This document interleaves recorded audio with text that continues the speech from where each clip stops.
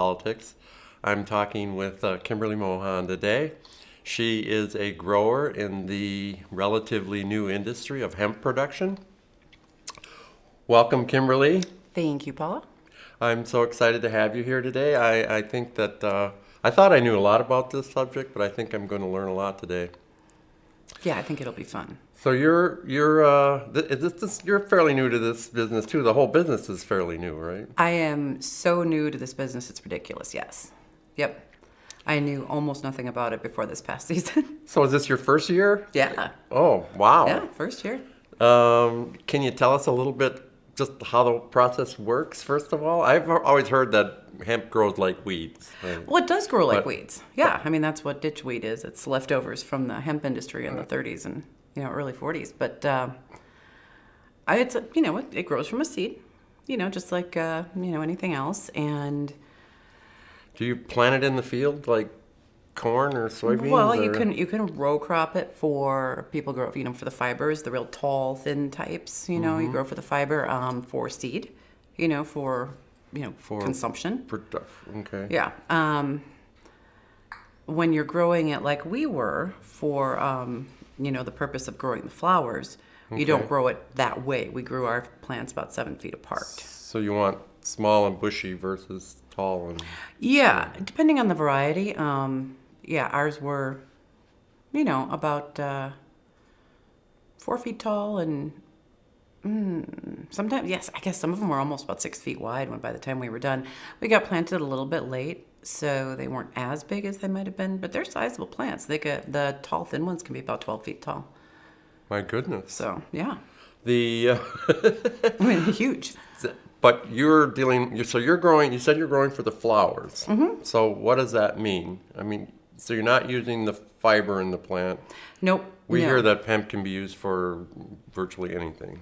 Well, making clothes, plastics. We don't have the infrastructure for textile stuff anymore in the country. We used to have, the mills and things. Like in Minnesota, we had a number of them. It was actually a very active industry in Minnesota, so we just don't have any of the structures needed to do that anymore. But there was a time when they produced cloth from hemp here in Minnesota? Yep, and there are companies still doing it. It's just kind of a relatively sort of small artisan sort of market right now. Okay. So, you know what a cannabis plant looks like?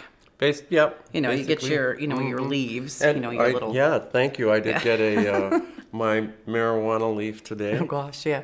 So you get your palmette leaves like that, and that's what everybody recognizes. That's the big. I think that's pretty universally recognized by most people.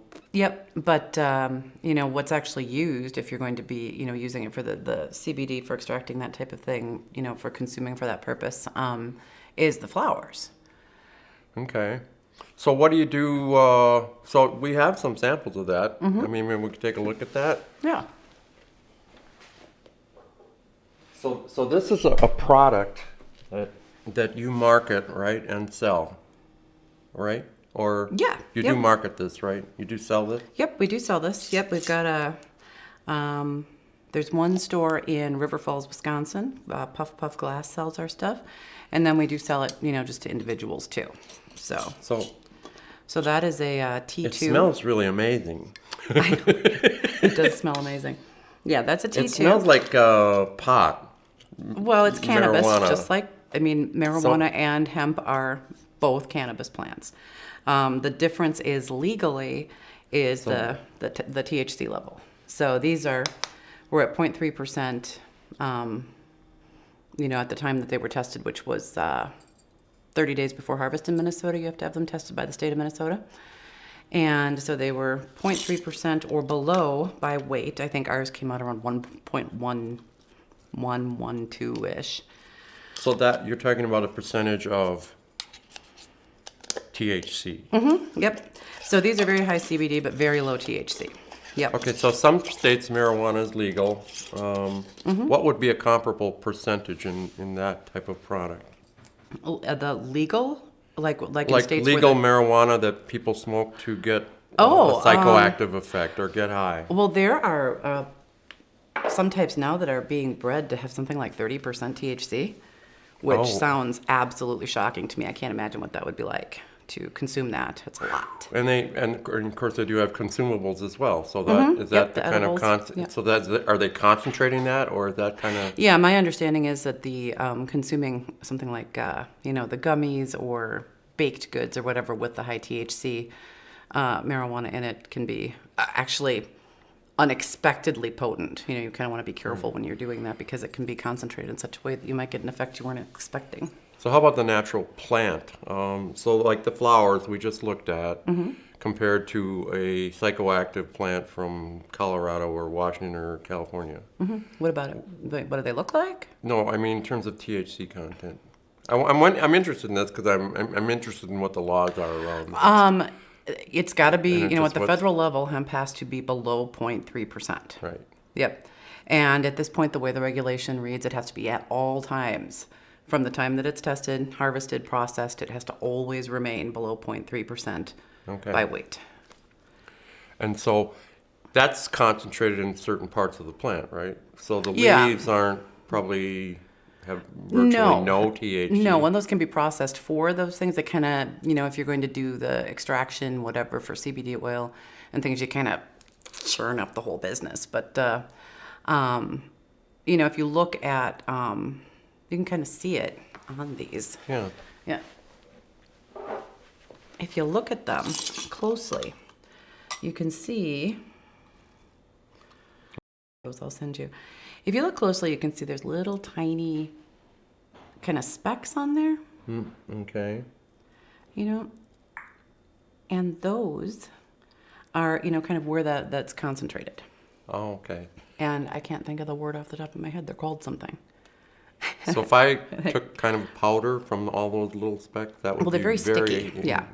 Very high concentration. Yep. So that would be concentrated. It's so you got to kind of watch it, when you're processing your stuff, that you don't concentrate it too much by removing too much of the non glittery stuff. But nobody would ever think of smoking this to get high. No. No. There would be no point. They could never smoke enough of it. No. Nope. That is not what it's for. I remember I worked on back in the 70s. Worked on police studies, and I rode around with police, and they used to go down to the railroad tracks and pull hemp plants out of the railroad tracks. And I always thought that was kind of humorous because nobody would ever smoke that stuff. Well, and I suppose there's a lot of variety in what you might get from that. I suppose it would be really inconsistent. We had some trouble this summer. All of our plants were female, but we ended up with seeds anyway because the area around where we were farming has, quite a bit of wild hemp. So we would get pollination. Everybody was getting frisky overnight. Oh, that's true. Hemp has a gender. Well, most plants have, some sort of gender. So the female plants, they produce seeds, and the male plants don't? Or well, the female plants will produce seeds when they're pollinated, Yeah, or they're pollinated. Yeah. And you were not expecting that, but you did get some of that. We kind of figured we'd probably get a few. Yeah. Yeah, and we didn't get anything like, the normal level of seeds you would get. A regular cluster of flowers, if it's, for seed, will produce thousands of seeds, which are actually really delicious. But ours we'd get maybe 4 or 5 in a flower head. Okay. So, yeah, and all different levels of maturity. It was very interesting. Did the seeds then reduce the quality of your product? If we were to leave them in there, we tried, when we were getting our stuff ready, we would, check it for things like that. We would get the seeds out if we could. You'd take off, woody stems and that sort of thing. And then we had there's a particular pest that attacks hemp plants that we had some trouble with this summer. So we had to trim it for bug damage, Fertilizers, are those all, is this organic farming or? It's not organic. We used, various, we had to get potassium in there, various things in there. And we fed them a couple of times throughout the course of the season. So not organic, but we also weren't, we weren't spraying them with anything. Our field is next to a cornfield, and so it would be difficult for us to claim that anyway because there might have been overspray, Okay. But so it would be difficult to certify organic because of because we were near a cornfield. Cross-contamination from other fields. Right. Which But- is a significant issue in the agricultural industry today, with companies like Monsanto and herbicides. And Right. But that's probably Well, another yeah. discussion. Yeah, that I guess that's a big one. A big one, yes. Big discussion. So how do you harvest it? Do you just go clip the tops off of the plants? Or? Well, what we did, we did underestimate a little bit the amount of labor that was going to be involved. Even Ben, my boyfriend who has the license, we didn't fully grasp the amount of labor that was going to be involved in dealing with the. We ended up.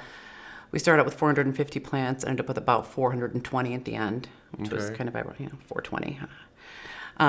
So we initially started out cutting off the really nice ones, really nice stems and flowers off of the plants, and then processing those, trimming them down and getting them ready to hang. They have to dry and dry then them. cure. And then we started seeing this. We're never going to finish this ever. We will never be done if we do it this way. And then we started looking. We're looking out at the forecast, and we're seeing a hard frost coming. And this is, toward the end of October. And so Pressure's on. pressure's on. We're both standing around like this. But so we ended up in the end, oh gosh, it was so cold. We ended up going out there and just grabbing these things. These plants are like this. Am I off the screen there? Okay. The plants are like this, and we're, holding them and whacking them off at the bottom. And some of them are like this big around the stalks. The stems get that big. Wow. Some of them do, yeah. Yeah. It was dependent on the variety and, how they did and everything. And those we ended up kind of just hanging whole in the barn, and we still have stuff we haven't dealt with yet.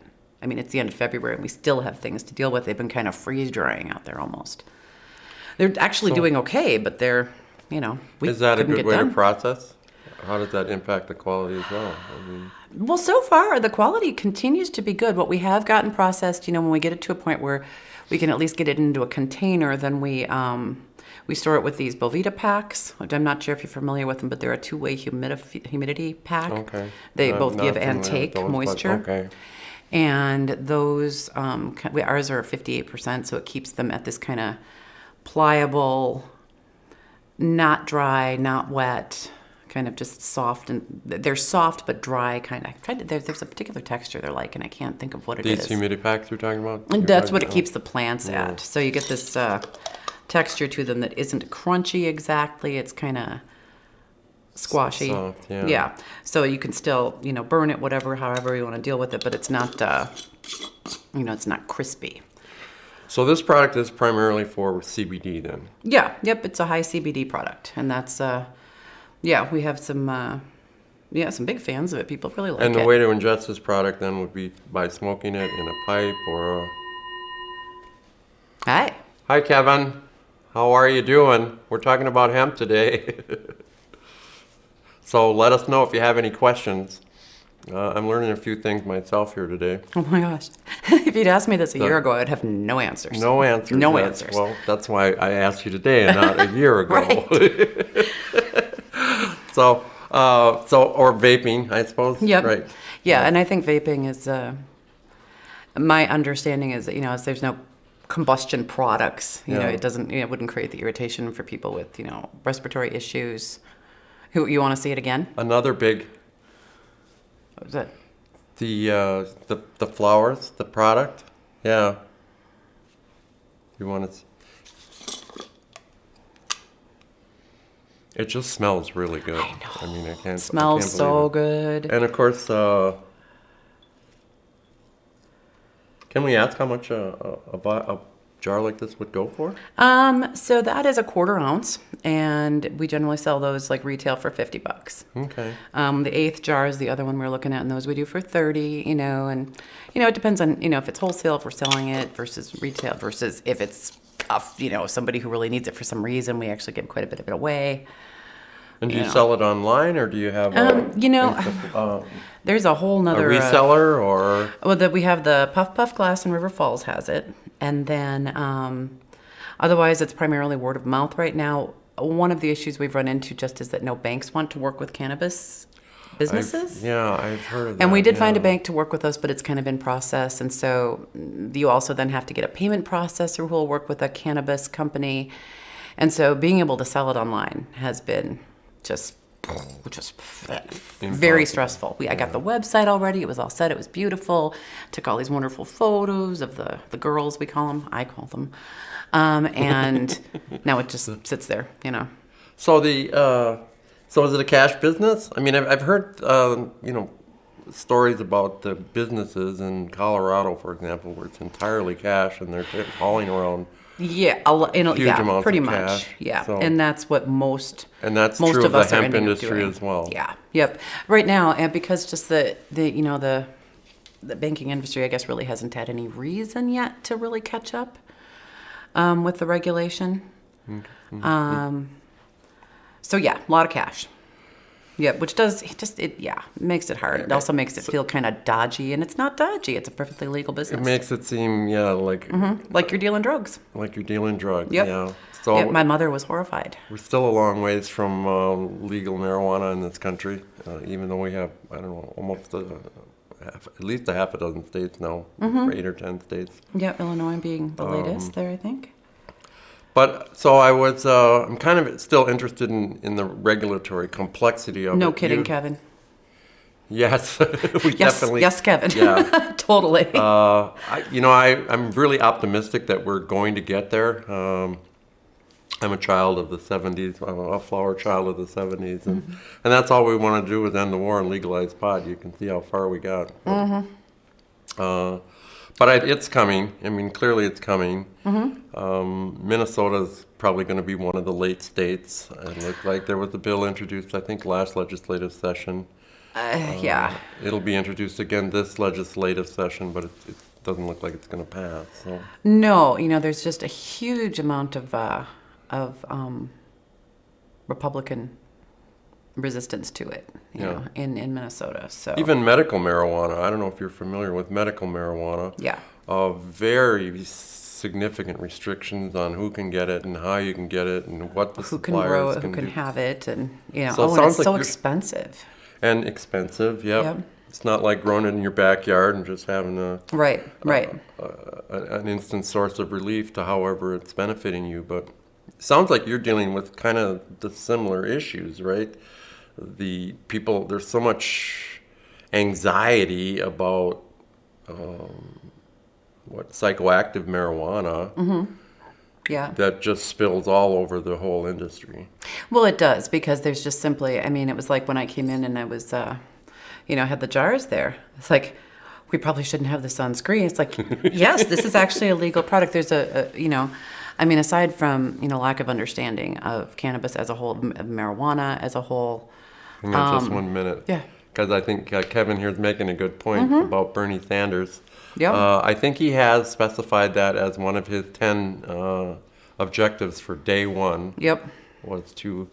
Now I don't know if he can do that exactly. Can you do something like that through It's executive listed order? as the problem is it's listed as a scheduled drug, right? Yeah, Schedule 1, yeah. But that's his intention. He would definitely be an important factor in moving this issue forward. I have no doubt about that. I have Yeah. no doubt about that. Yeah. Well, and I personally feel like it is kind of an issue that should interest Republicans. It is a personal liberty issue. It's a, local authority issue. I don't know. Yeah. But it surprises me. I don't know why guess. Trump doesn't take the lead on this, actually.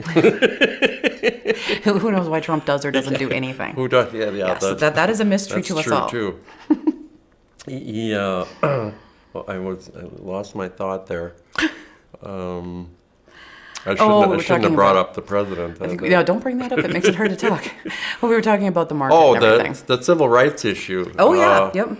I mean, that's really huge. Oh, thank you. And I think that really has really started to dominate the discussion. Is just this enormous disparity in how the laws are enforced As far as against drug people of convictions? color, Oh, my gosh. African Americans. Well, yeah. I mean, you'd think they were the only ones smoking it. Right. The conviction rate and everything is 7 times for African Americans as it is for white people. I mean, seven Seven times, and times, yet yeah. the usage rate is the same or actually a little bit higher among white people. It's not like we're not using it. Yeah, so, I mean, it's absolutely ludicrous, the disparities. It's like a joke. Yeah. So that's, And you look at it relative to now the opioid crisis, right? which is almost all white people. Which is almost all white people. But part yeah. of that is because white people can convince the doctors that they're not drug seeking. I mean, there's like a whole culture there that's, you know, if you're black, you must be drug seeking. If you're white, you must be honest. Yeah, I don't know. It's just a big cultural mess that we got ourselves in there. So that's all. So Minnesota just enacted new legislation with respect to hemp, right? Isn't that part of what you're dealing with? You're new to this business. Right. And now you're dealing with new legislation. Is Well, that new true? parts. There's some changes to the regulation overall over the course of the summer. You know, you get your law, you read it. You know, you make your application and you write a research proposal to the Minnesota Department of Agriculture, and they, you know, read it and approve it, and you go ahead and you proceed. And at the end of the season, they come out and test your plants, and if they come out fine, then you go ahead and you get your certificate of commerce, and off you go. But the regulation changed during the course of the summer, which is where we kind of ended up with at no point in the processing can the THC level rise above 0.3. And that's kind of where people are running into trouble because... So are you having inspectors regularly throughout the growing season? Nope. But they could be inspecting. Yeah, I suppose. Yeah. Nope. We invited the local sheriff out to see our plants just so he would know, because, you know, you kind of get to a point where they're big enough where you were starting to be able to smell them from the road. You know, it's like, okay, we better just make sure that law enforcement knows what we're doing out here so neighbors don't start calling. But no, there's not inspections. The Minnesota Department of Agriculture actually was wonderful to work with. Okay. They were super supportive of this. They were very, very helpful. You know, just amazing. And I, you know, to me, there's some legitimacy in that as well, right? I mean, if you, even if marijuana was legal in Minnesota, if you're buying hemp because you want CBD, you don't want something that's got a high concentration of psychoactive THC. Right. Yeah. Well, and so even I guess it's legitimate. Well, and even the hemp, I mean, it's not no THC. You know, so if you're, you know, subject to random drug tests, it could show up. You know, the THC could show up. Excited for edibles. Yeah. Take it easy. You definitely. Are you from Canada, Kevin, or? I might buy a brownie. I guess you're not from Canada because you're not buying brownies. Yeah, I don't think I've ever had anything like that. Edibles? Yeah, I don't think I have. I have. You at are one time. Canadian. Go buy a brownie. Oh, you are Canadian. Go buy a brownie and tell us how it is. What do you think of your healthcare system up there, can we ask? Big debate down here in the States over healthcare. You've probably heard that. We're hoping Bernie Sanders will take care of that problem as well.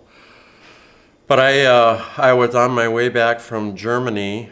It's really, I've never had an interest in marijuana, but I was on my way back from Germany, and there was a young couple that was heading to Europe, and they had some hash or marijuana chocolate chip cookies that they wanted to get rid of because they didn't want to go through customs. Right. So I accepted them reluctantly. I wasn't all excited about the marijuana, but the chocolate sounded good. And I did eat those cookies. How was that? It was awesome, right? I can understand why people like marijuana.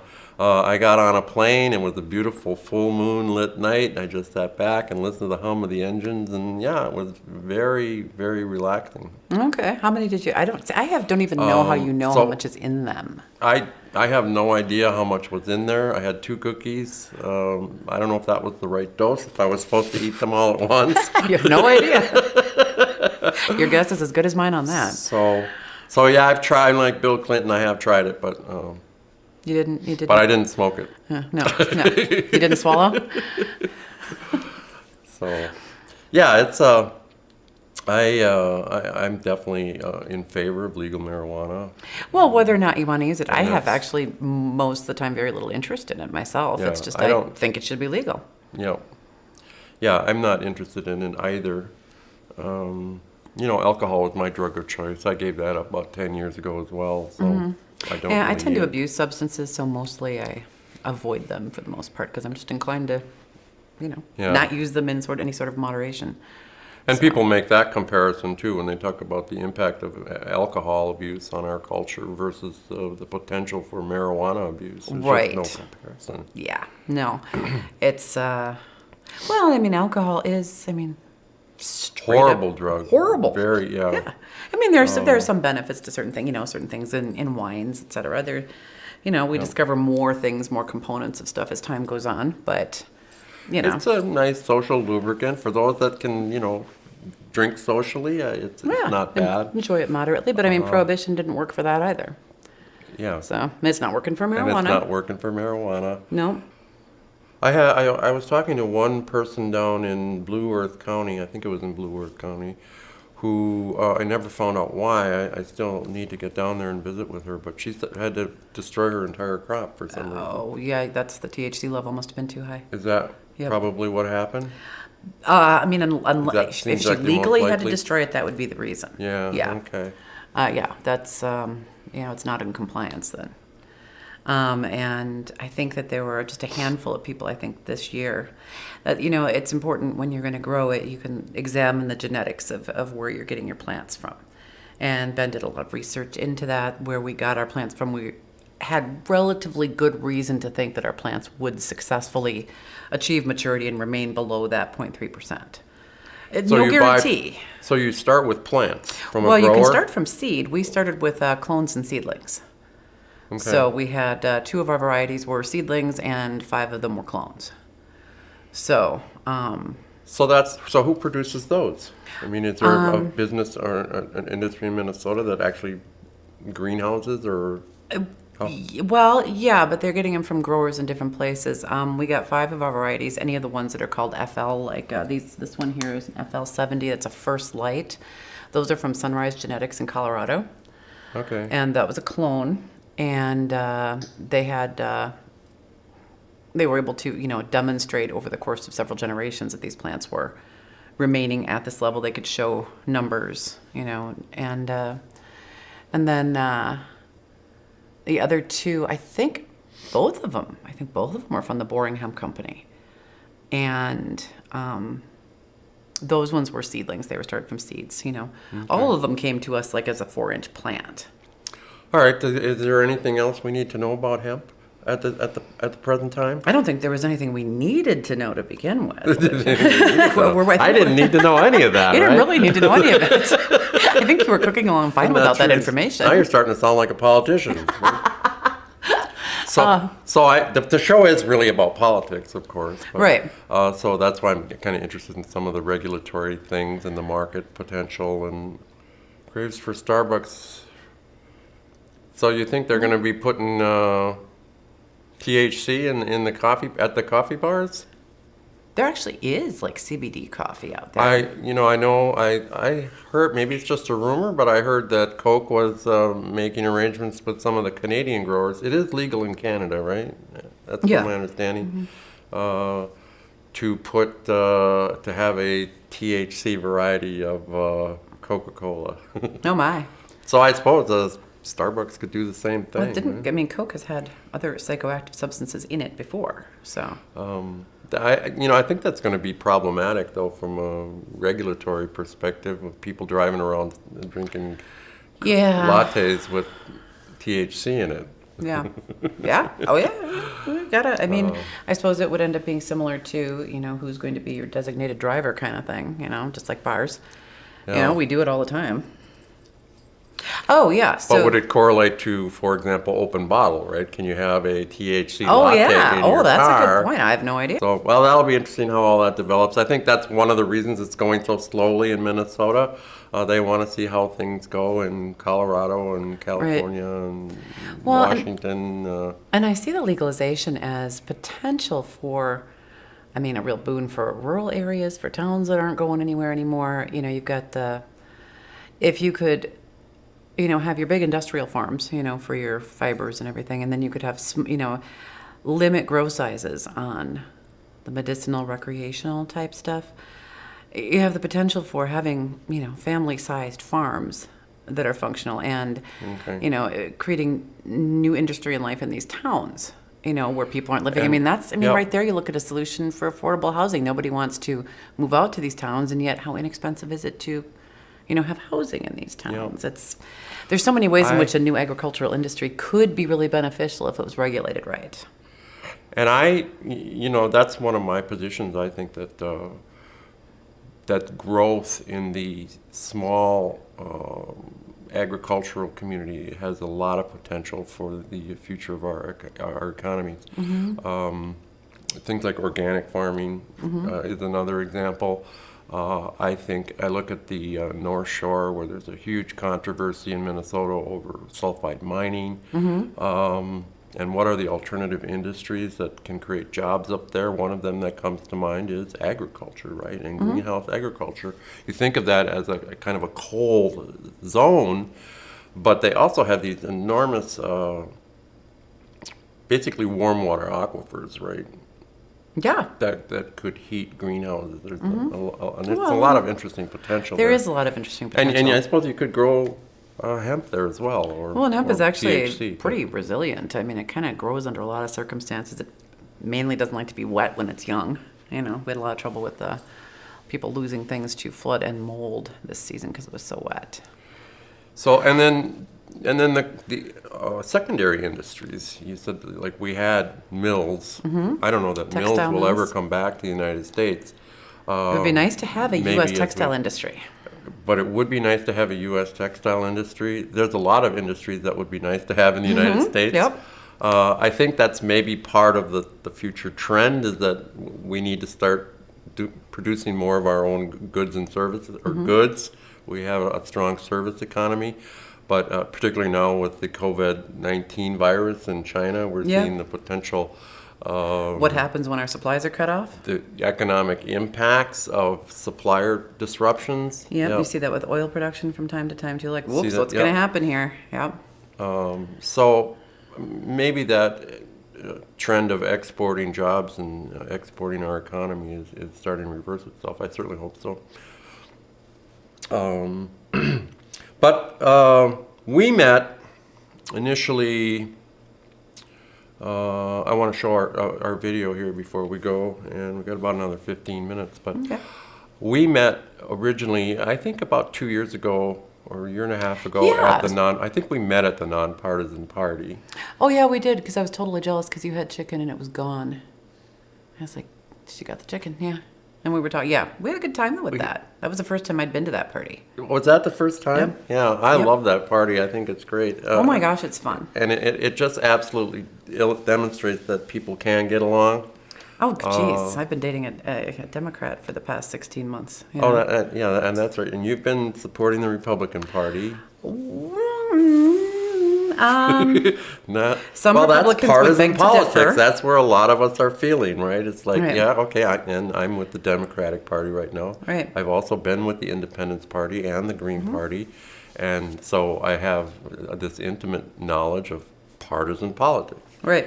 Yep. Well, and you know, as things become so strangely partisan, I become less and less partisan myself, I guess. So, you know, saying I support is not, you know, is maybe a little, I guess I'm not. Yeah. So I'm hoping that that's a fundamental change in our political environment, right? I mean, 45% of the population I know identifies as independents. What do you hope is a change? You mean people being so distressed by the partisanness of things? The nature of partisanship. I mean, we've developed this polarity where we're really not even voting for policies anymore. We're voting for a political party. Right. And it's all about electability. And now we're seeing just how much money controls who's electable, right? Right. Now with Bloomberg in the Democratic primary race, basically bought himself into the debate. I know, it's crazy. Jeez, he's He just certainly like, didn't get enough donors to qualify the way they initially. I don't know if you followed any of the Democratic oh yeah, debates. I follow but it all the time. Yeah, I follow all of it. initially, that was one of the requirements, and it was a good requirement in a way. The revolution is coming, yes. Sharpen those blades. I don't know if you're following the American Revolution. A lot of people are very excited about the results in Nevada. I think I didn't looked at it today, or the actual final results. But Actually, I haven't actually looked at them either. I've had the radio on a good part of the day, but Yeah. it's been mainly, what I'm hearing. but when they called it, when the national networks called it, he was at 45%. Yeah. There's this thing, though, what's happened, too, now in the past few years that's really distressing to me is this idea that if you have something critical to say about the president, about, whatever, about the country, about what's happening, you are un-American, you're unpatriotic. Those are things that really, really concern me. I'm not a fan of our president, and I don't like a lot of things that are going on, and Yeah. it's not okay within the culture anymore to be that way. I'm accused of all kinds of things all the time for that reason. I tend to be, pro smaller government. I don't think, but I want to see my tax money going to help actual people and not fund wars. And, so if you don't fit exactly the mold, you may as well not bother, and it's a problem. And that is a frightening trend. I look at the issues of freedom of the press as well. It's very, very disconcerting, this extradition proceeding against Assange for basically publishing crimes of the state.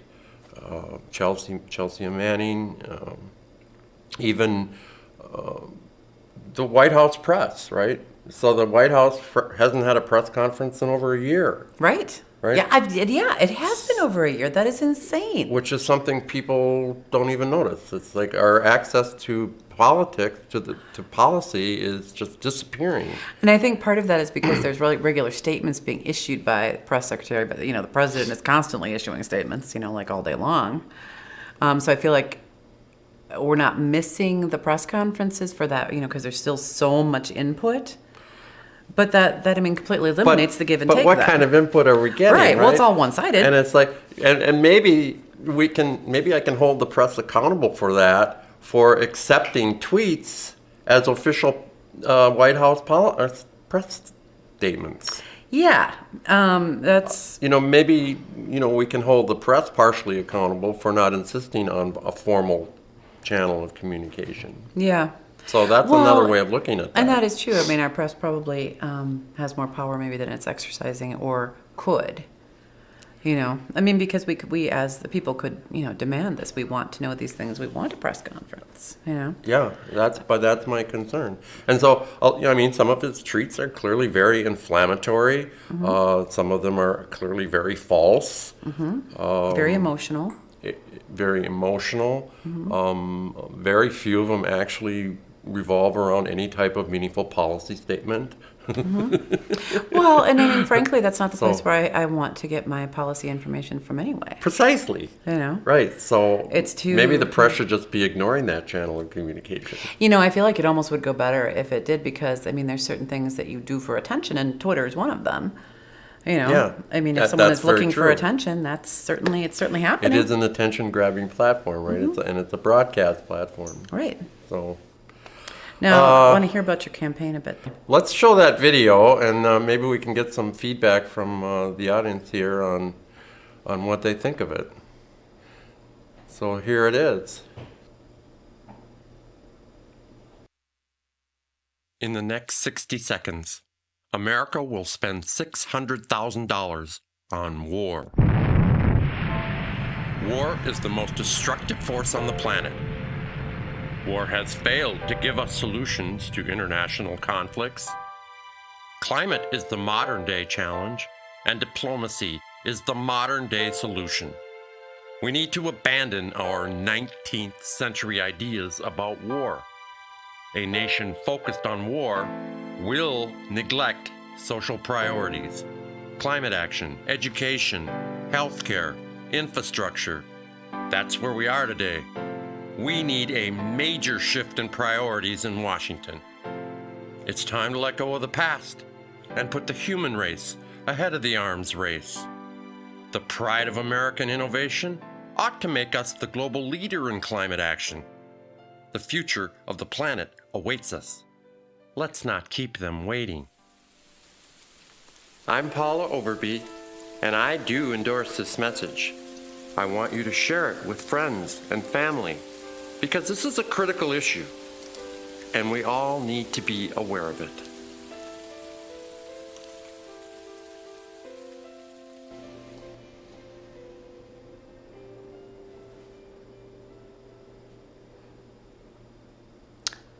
That was so good. I love it. I absolutely love it. Thank you. Very nicely done. Yeah. I don't know if you can hear me, Kevin. Wave if you can hear me. Yeah, $600,000, and that's just the budget, right? I love it. That doesn't all include the emergency appropriations that Congress makes every once in a while. Right. Right. So there was three of them. There's been three of them during the Afghanistan war. One of them was $190 billion. Yeah. That's like almost a third of just the annual budget. Right. Right. Yeah, because that's So- 660 billion there. 660. It's up to almost 760 now. 758, I think, was the last approval. Yeah. And, it's a bipartisan vote. Pretty much every representative votes for the military.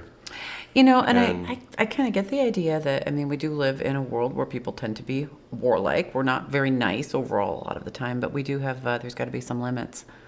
There's other things we need to be paying attention to and Yep. we're not. And that's, healthcare, education, infrastructure.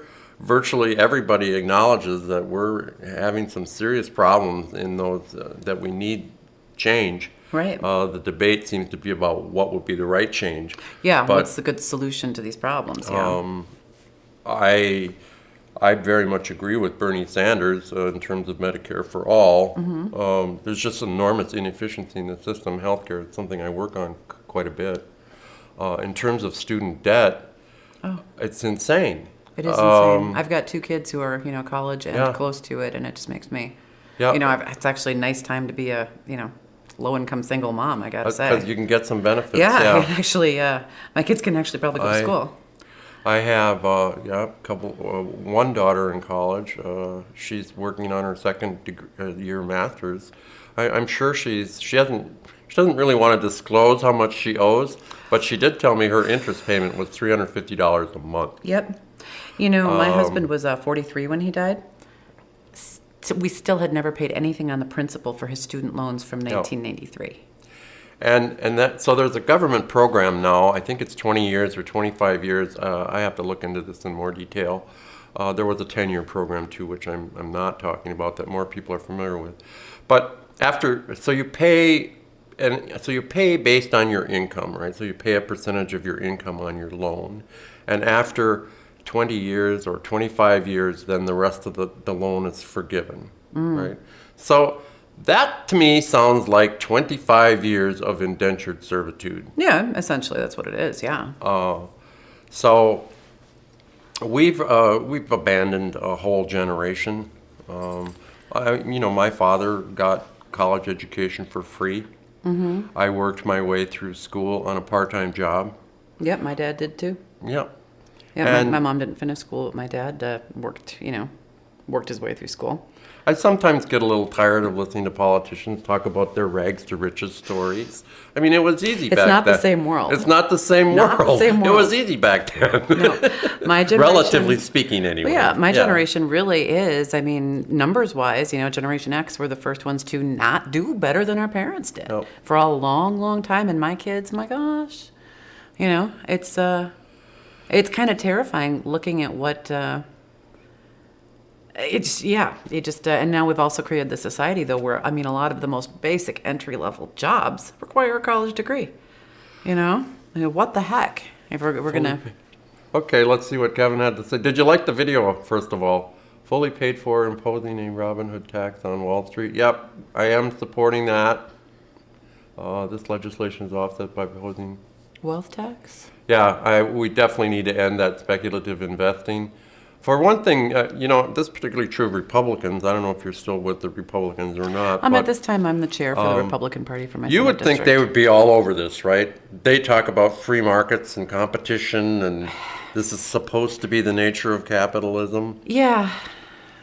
Everything has become so twisted, though. I think that our parties just simply look nothing like their origins anymore, Very true, yeah. So- And I think they're much more closely aligned in terms of what happens in terms of policy. Like the war vote, the war budget, for example. Right. Yeah, Pretty much unanimous. the people in the Democratic Party who are in charge are no more really in touch with what's going on with the everyday person than the people in the Republican Party. You get your elites on both sides making your decisions, and What they're calling the neoliberal class. Yeah, that's the Democrat side. yeah, Virtually any controversial issue goes into the military authorization budget or the military budget. We had that situation here in Minnesota around the polymet mining. I don't know if you're familiar with that. We have a foreign mining company that wants to mine in northern Minnesota. Of course, sulfide mining can be extremely toxic to the environment. The company, Glencore, has an extremely poor record in terms of mine safety and even labor issues. But our senators put an amendment in the military spending bill to transfer that land to the Glencore, to Polymet, right? To give away that resource to a foreign company. yeah.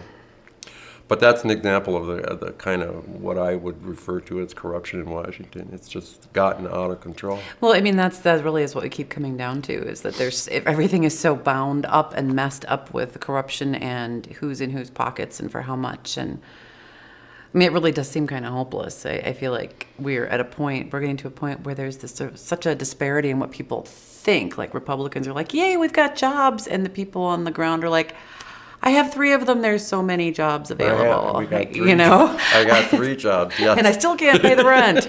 So I just feel like there's such a disparity right now between the reality of things, Very and much so. what the government says, how we represent it, that it's going to break. Something will happen. It can't work forever. It can't go on like this forever. Okay, well, we can't end on that note, but maybe maybe that is a hopeful note. It cannot go on like this forever. It cannot go on like this forever. I think it will be kind And of of course, up to as us a if it's politician, positive. that's my role, is to give people hope, right? Right. Well, and So, that's the thing. You can make it, potentially that we won't go on like this forever, and it doesn't mean we have to end in bloody revolution, So No, I think the revolution has begun. I'm fully behind Bernie Sanders. I'm really pleased. When I looked at the results in Nevada, he had like 45%. He had 5 delegates to 0 across the board.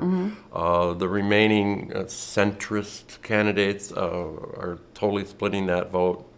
So it's been very interesting to watch. it's going to be interesting. I'm really looking forward to a Bernie Sanders-Trump run in this summer. Whew, boy, this is going to be quite the year. It's going to be quite Hi, the year, Kevin. yeah. So we're going to end with that. Thanks for tuning in. Thank you for I having am me. on Tuesdays and Wednesdays in the evening, mainly just for anyone that wants to ask questions of the candidate. This is our primary show on every other Sunday. Thank you so much for being here today. It was so much fun. Oh my gosh. It was fun. I know. Yes. I hope maybe we can do it again. Well, we We'll always pick have another fun when we topic. do stuff. So have a good day.